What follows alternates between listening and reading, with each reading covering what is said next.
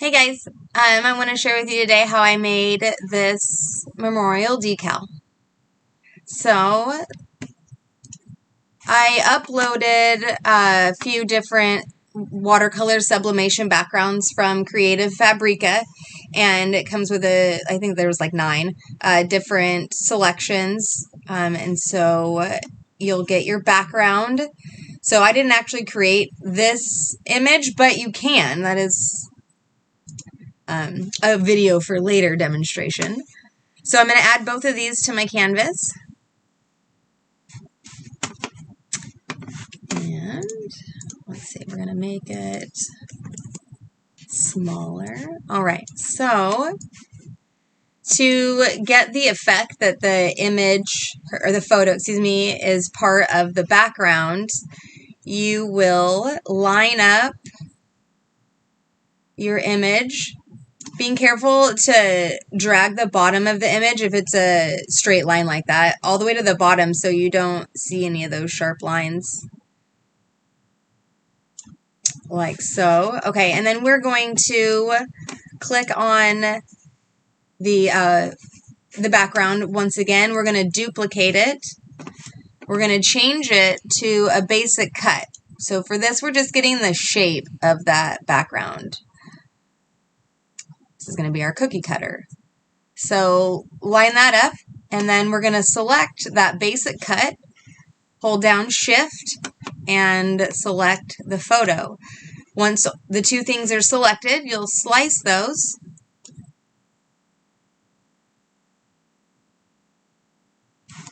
Okay, and then we'll go ahead and hide those slice pieces just so we can make sure everything looks good. There we go. Oh, and that one. Hey, there we go. Right. Okay, so it looks like it came out pretty good. In my original one, I did cut off, I believe, part of her coat a little bit. So you can edit the picture with the shape tools or your shape cookie cutters. Okay, so the next thing you'll want to do is add your text, and so you'll select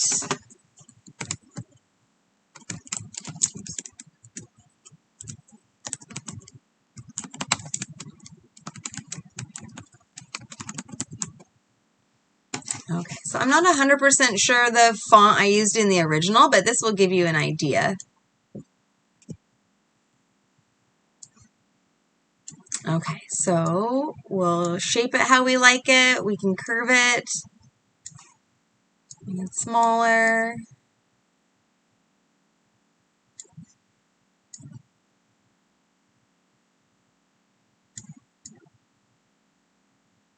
Like so. Okay, also at this point, you can make any adjustments to the actual letters. This is where you'll want to do it. So in this particular font, I'm not very fond of how the N sits on the I like that. So what I'm going to do is ungroup it. And I'm going to move my I over a bit.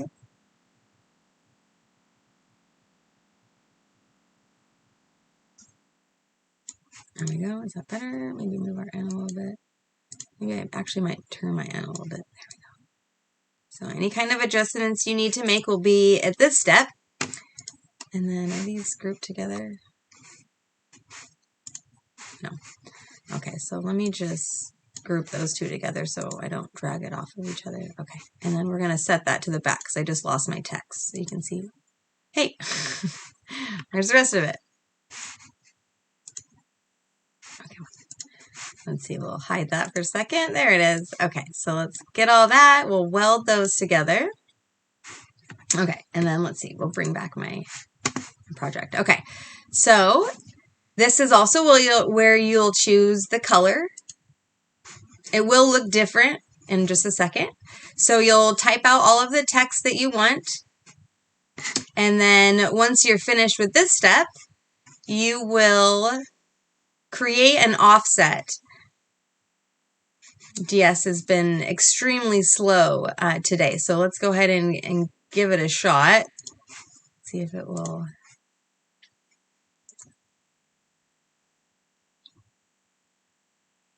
Give it a few seconds. I think I waited like 4 minutes on my other one, waiting for the offset to register. Come on, yes. Okay, so let's see. We'll come back to that step. Okay, so once you're finished with all of your text, we'll have name. Ooh.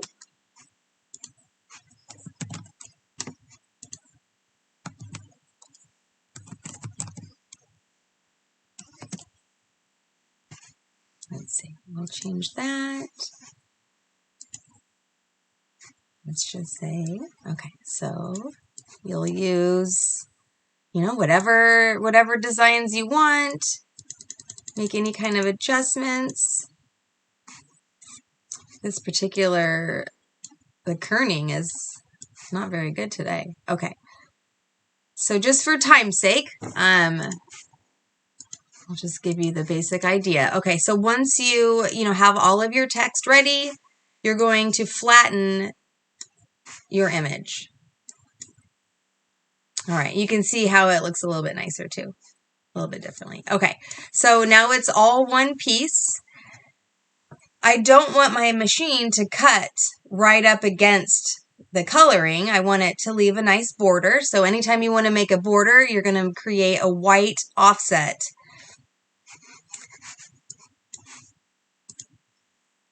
See if it works this time.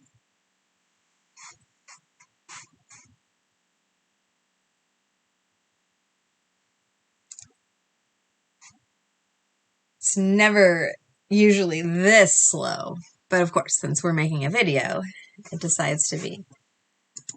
Okay, let us see. So what I did here is I made 2 offsets. So the first offset, let's see, let's duplicate that. Did I do it? There it is, okay. So we'll just drag it down here and we'll just pretend. We'll pretend we just made this offset from this image. Okay.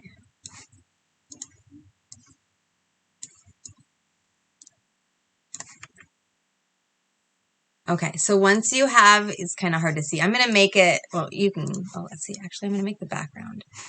Did you know that if you want to change the background color, you hit this one, go up to color right here, and let's just make it a soft blue. There we go. Then if you're working with backgrounds, it's a little bit easier to see. Okay, so I know it isn't perfect, but not too bad. Okay, so now I'm going to select those 2 things, my print and cut and my background, and I'm going to flatten again.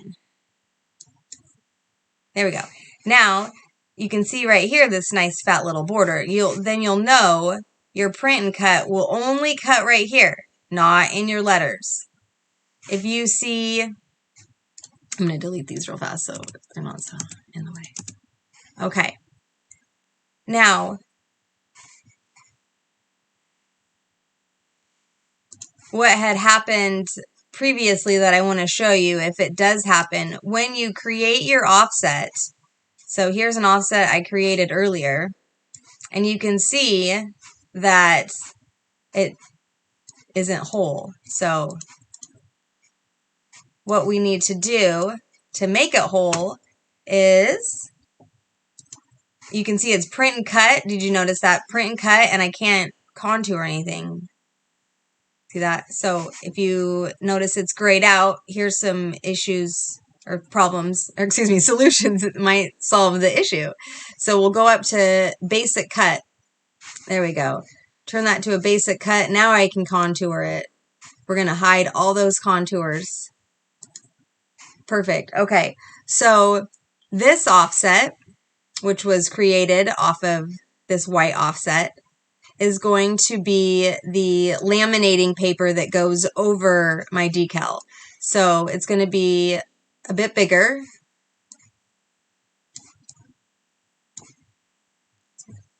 There we go. And that one is going to be a cut. So we're going to make sure this is print and cut with my nice background, this gray one.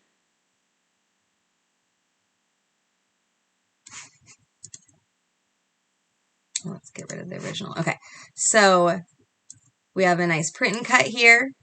And then our basic cut is going to be our vinyl piece that is the protector. Okay, so when it comes time to print, there's a few steps that you'll need to take.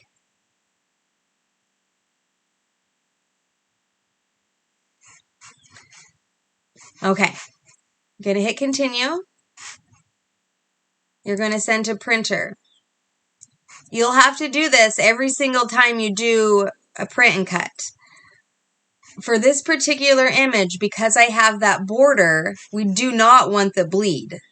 The bleed is only for when you're cutting right up to your color line. So we'll turn off bleed. You'll always want to select this box as well. And I'll show you why. So then you'll hit print. You'll go to your preferences, paper quality. Most printers, and I haven't seen one that doesn't, will automatically default to save ink. So it's going to go to better instead of best. And it may even go to black and white instead of color. So you'll always want to make sure best is selected and color is selected. And then, okay. And then go ahead and print.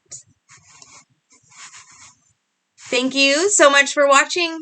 If you have any questions, please feel free to give me a call.